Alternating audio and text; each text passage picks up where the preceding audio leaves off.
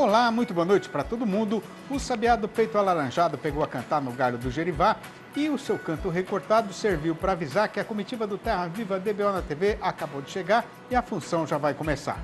E entrando já na lida, porque aqui ninguém é de ficar parado tenteando a vida, a gente anuncia ao povo desta freguesia a apresentação da nossa prosa brideira do dia.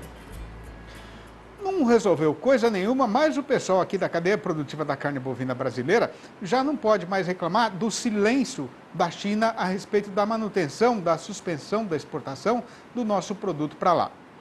E se até agora o governo chinês está tratando dessa questão com extrema disfarçatez, agora o procedimento dele está descambando para o desrespeito e para a esculhambação.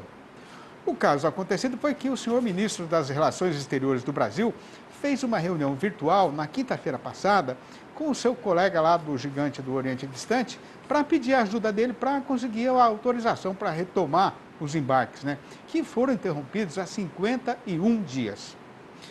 Pois o que o ministro chinês respondeu foi que ele próprio acredita que o assunto vai ser resolvido rapidamente, sem explicar o que exatamente significa rapidez na sua língua e no seu entendimento, Antes disso, a senhora ministra da Agricultura já tinha feito uma ligação pessoal para o chefe do Departamento de Alfândegas do país oriental, se oferecendo para ir lá discutir, esclarecer de vez a situação.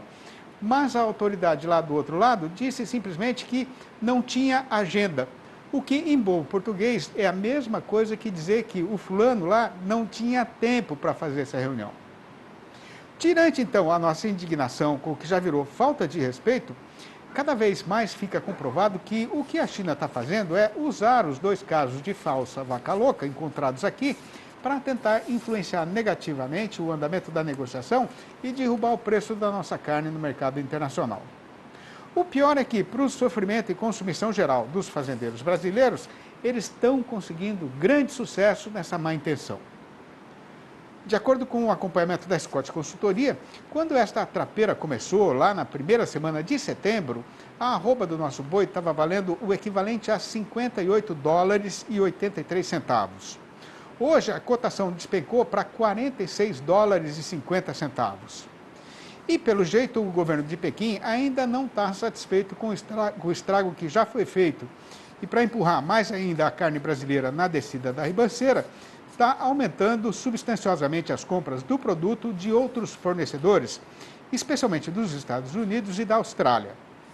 De qualquer maneira, em algum momento entre agora e o mês de fevereiro, quando começam as comemorações do Ano Novo Chinês, eles vão retomar as importações do Brasil. A gente só não sabe exatamente quando, quanto e em que condições, E com o tropel da boiada na estrada fazendo eco no Chapadão e o poeirão turvando o céu no sertão, a gente vai dando continuação na nossa falação com a recitação das notícias apuradas no mercado do boi magro e da reposição. De acordo com o relatório mais recente feito pela Scott Consultoria, a pressão de baixa do boi gordo continua afastando os recriadores das negociações e fazendo ceder os preços da reposição, mesmo que compassadamente.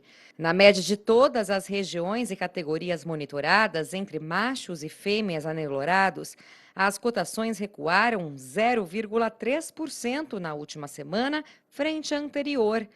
Entre todas as categorias, destaque para o bezerro de desmama, que registrou desvalorização de 0,6% na média de todos os estados nos últimos dias, seguido da novilha anenorada, com queda de 0,5% no mesmo período.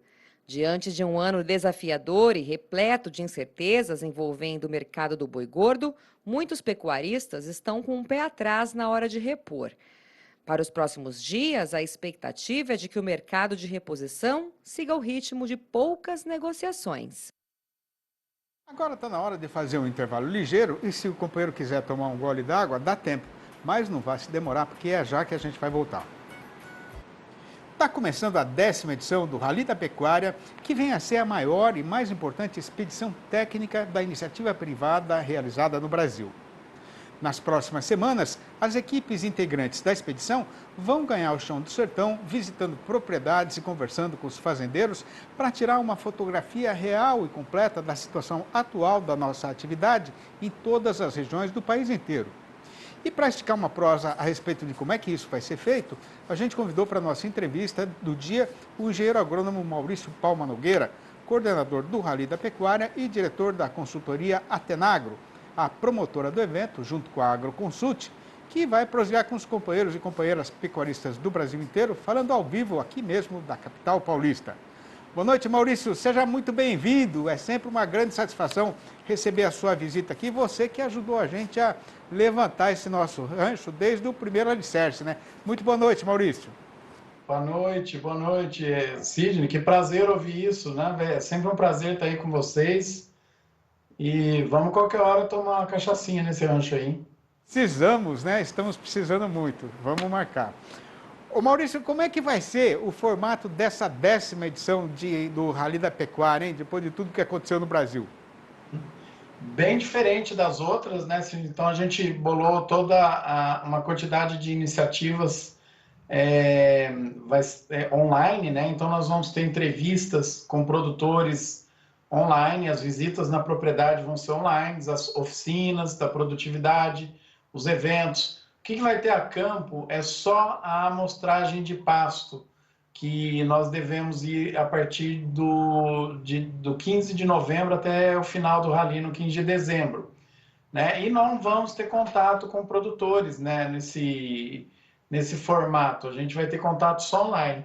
Por isso, uma das novidades desse ano, Sidney, é um investimento muito grande em conteúdo. Então, nós vamos levar um conteúdo de muito mais qualidade para o produtor para compensar essa diferença no modelo que a gente leva a campo. A gente quer manter a interação e, para isso, eu preciso dar uma contrapartida muito boa. Uhum. Agora, o que foi que vocês levaram em conta para definir o roteiro de viagem das equipes, né, e as propriedades que vão ser visitadas nessa parte que vai ser a campo? As propriedades, nós estamos escolhendo, na verdade o produtor escolhe, né? Ele vem e fala para a gente que quer participar, nós estamos até abertos, recebendo aí sugestões deles, né? Que queiram mostrar alguma coisa. Essas visitas, ele vai autorizar se pode ser público ou se vai ser só para as equipes do Rally. Então se ele falar, não, eu quero que a minha propriedade, depois vocês podem colocar a gravação da visita aberta a todo mundo, ou não, ou fica só para as equipes que visitarem. Então, o produtor que define. O trajeto, na verdade, é o percurso, as regiões desse ano, né? Nós não temos um trajeto definido, são as regiões, elas foram escolhidas de acordo com a participação na produção brasileira, né? O que tem de novidade esse ano em região? A gente incluiu Santa Catarina, porque vamos conseguir conversar com produtores de lá online, e também iremos incluir esse ano Bahia, Maranhão e Alagoas. Agora, falando assim no geral, qual que é a situação que as equipes do Rally devem encontrar no campo? No campo, eu acredito que a gente vai encontrar uma condição de pastagem um pouquinho mais castigada, porque a gente vem de um período muito complicado, com falta de alimentos. Nós vamos a campo depois das primeiras chuvas, né? Então, provavelmente, a gente vai ter castigado um pouquinho o rebrote das pastagens. Isso é bom do ponto de vista técnico. Para a gente avaliar pasto, é muito melhor que a gente consiga ter uma noção melhor de stand e das marcas que ele tem de degradação ou não, né?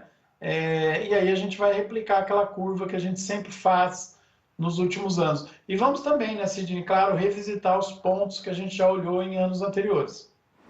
Agora, falando do contexto em que esse rally está acontecendo, né, Maurício? Os efeitos da suspensão das exportações de carne para a China já estão chegando nas fazendas de gado do Brasil?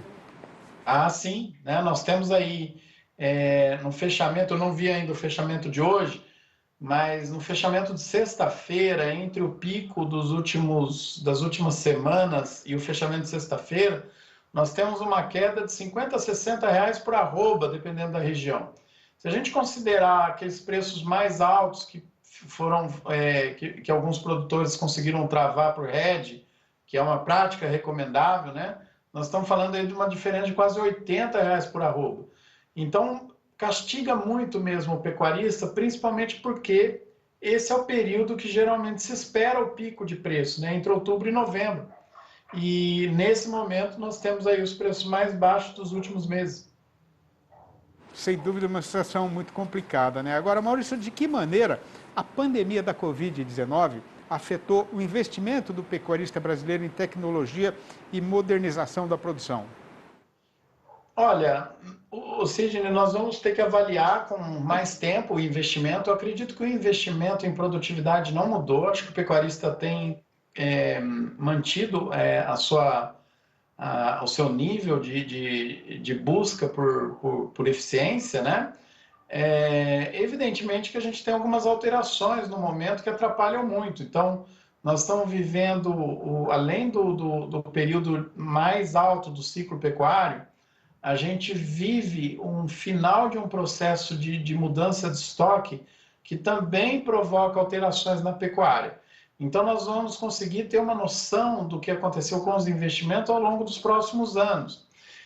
O que é interessante a falar, Sidney, de 2011 a 2020, o pecuarista, na média brasileira, né, na soma do Brasil todo, investiu cerca de 13 bilhões por ano em aumento de produtividade. No cenário mais conservador, no cenário mais pessimista, a gente espera que nos próximos 5 anos esse investimento, a demanda por esse investimento dobre, né? Esse é o cenário mais pessimista. Então nós temos aí a pecuária vivendo um ritmo acelerado na curva de intensificação. A pecuária brasileira é impressionante, né? Agora, Maurício, além da condição dos pastos, né, quais são as informações que os técnicos vão levantar nas fazendas visitadas? Nós vamos ver, nas fazendas visitadas, esse ano a gente não espera muita captação de informação, viu Sidney? Porque nós vamos ter uma situação muito enviesada. Isso nos preocupa. Então, claro que a gente vai levantar informação, nós vamos procurar usar o melhor possível as informações que a gente conseguir nas visitas, mas elas já vão ser muito acima da média quando comparado com os anos anteriores, que já são acima da média. Então, onde a gente espera ter mais informação são nos questionários que os produtores vão responder de próprio punho, né, eles mesmos digitando, e do que nós vamos ver a pasto. A informação que a gente vai buscar é que a gente sempre prima, né, levantar indicadores técnicos, indicadores zootécnicos e agronômicos, e esse ano em particular nós vamos tentar levantar informações sobre a natureza, o ritmo de comercialização de gado no Brasil. O que mudou, o pessoal está pesando ou não está pesando, de quantos produtores eles compram e assim por diante. Muito bom. Maurício, evidentemente que a gente vai acompanhar, né, o desenvolvimento do Rally desse ano. A gente tem o máximo interesse em poder dividir um pouco com vocês também essas informações que vocês vão trazer para a gente, isso é muito precioso, né? Então nós vamos estar juntos aí de alguma maneira e você vai voltar a falar aqui para a gente, contar como é que está indo o trabalho nessa 10ª edição do Rally. Muito obrigado, viu, Maurício? Parabéns pela iniciativa de vocês. Vocês estão fazendo um trabalho importantíssimo para a pecuária brasileira. Abração para você e para todo mundo daí da consultoria. Até a próxima. Abração, muito obrigado. E tendo vencido neste ponto da estrada a primeira metade da jornada que foi combinada, a hora agora é recomendada para fazer mais um intervalo ligeiro, mas o companheiro nem precisa levantar da cadeira, porque é já que a gente vai voltar. E estamos de volta e para recomeçar a função, a gente pede a atenção dos companheiros e companheiras fazendeiros e fazendeiras para a apresentação da nossa Conversa Leilão.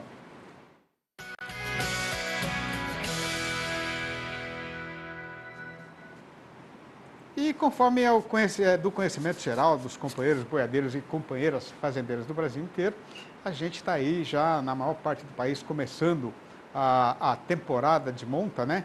E a demanda por touros e matrizes nesse momento está muito aquecida. A gente tem visto aí bastante gente procurando esse tipo de animal e a pecuária brasileira apostando aí na continuação do processo de modernização da nossa atividade, né? Pois então, nessa segunda-feira, a partir das 8h35 da noite, o Terra Viva transmite o 10º leilão virtual de touros Nelore R-San. E essa oferta, evidentemente, vai ser bastante reforçada, né, na marca desses touros que estão crescendo em termos de qualidade e também em conquista de espaço no mercado nacional dos reprodutores de alta genética. Então é isso, a gente recomenda, não perca esse leilão, que é um dos mais importantes da temporada.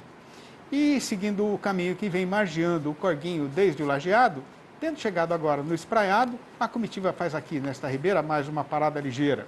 E para quando o serviço for retomado, na parte derradeira da jornada, o assunto que a gente deixou apartado para ser conversado é o seguinte: ainda sem recuperar o seu freguês chinês, mas com a margem de comercialização aumentando no mercado caseiro, o dono do frigorífico já está prestando mais atenção no consumidor brasileiro. É já que o Terra Viva DBO na TV vai voltar, é só aguardar. Para viver a vida não carece de ter avareza, mas a gente lida com gado também não é só por boniteza. E por ter consciência e sabedência desse riscado, o Terra Viva DBO na TV passa a dar conta aos amigos do que aconteceu com o preço do boi gordo no mercado.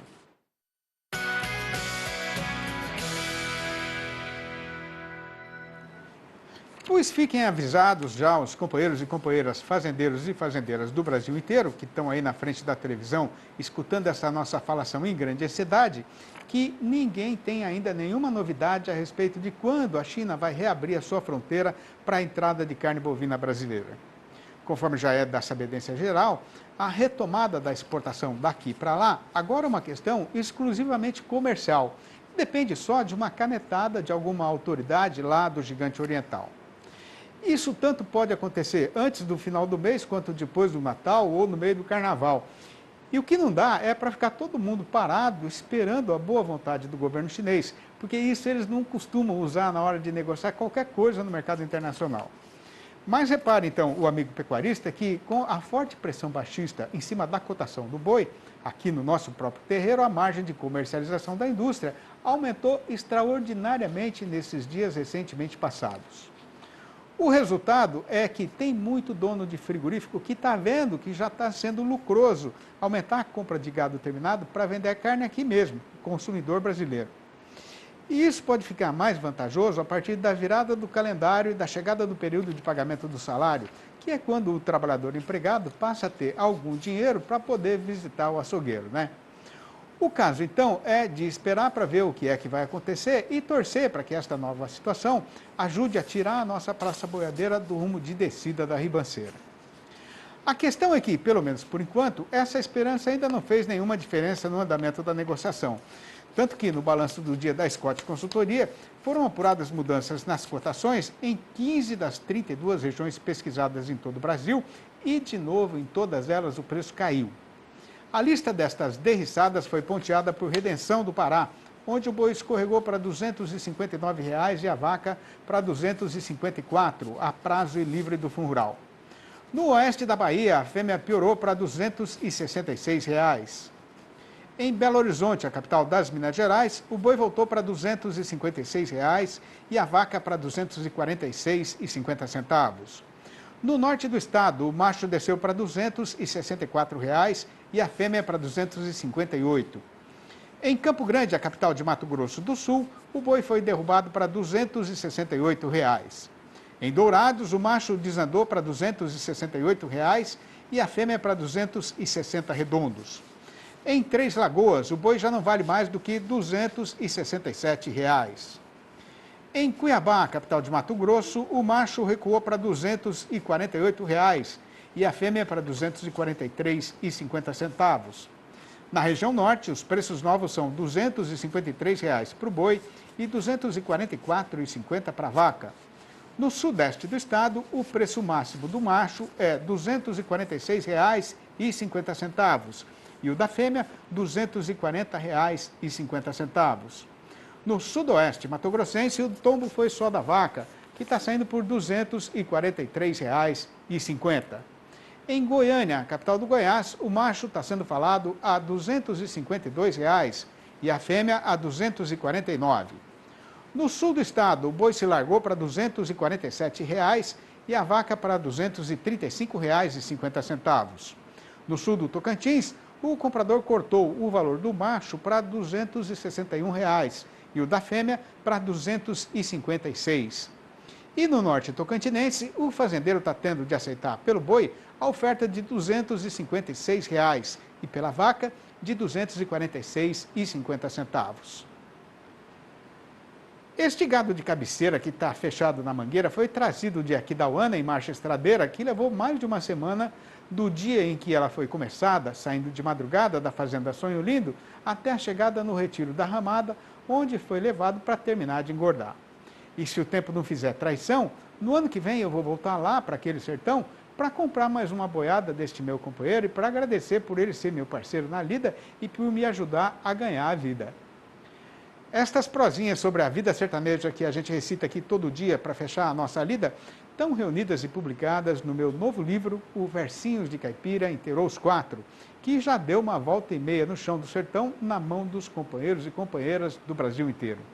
E para saber como fazer para possuir um exemplar e completar a coleção, o amigo e a amiga podem ligar diretamente para mim, no meu telefone particular, que é o 11 98 224 1807, ou mandar um e-mail para sidneymascio@uol.com.br ou ainda me procurar lá no Facebook.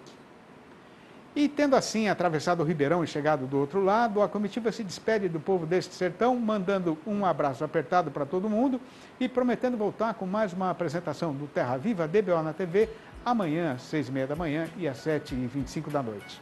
Até mais ver então.